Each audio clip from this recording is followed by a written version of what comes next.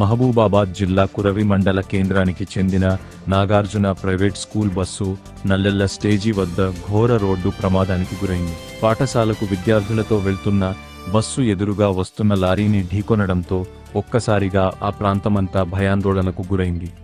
ప్రమాదం జరిగిన వెంటనే బస్సులో ఉన్న విద్యార్థుల కేకలతో స్థానికులు పరుగెత్తుకుంటూ వచ్చి సహాయక చర్యలు చేపట్టారు. ప్రత్యక్ష సాక్షుల కథనం ప్రకారం బస్సు డ్రైవర్ అతివేగంగా నిర్లక్ష్యంగా వాహనం నడపడంలో ఈ ప్రమాదం జరిగినట్లు తెలుస్తోంది.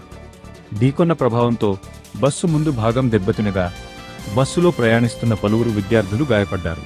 సమాచారం అందుకున్న పోలీసులు, స్థానికులు వెంటనే స్పందించి గాయపడిన విద్యార్థులను మహబూబాబాద్ ప్రభుత్వ ఆసుపత్రికి తరలించి చికిత్స అందించారు. బస్సులో ప్రయాణిస్తున్న విద్యార్థులు లింగతండా గ్రామానికి చెందినవారిగా ప్రాథమిక సమాచారం వెల్లడైంది.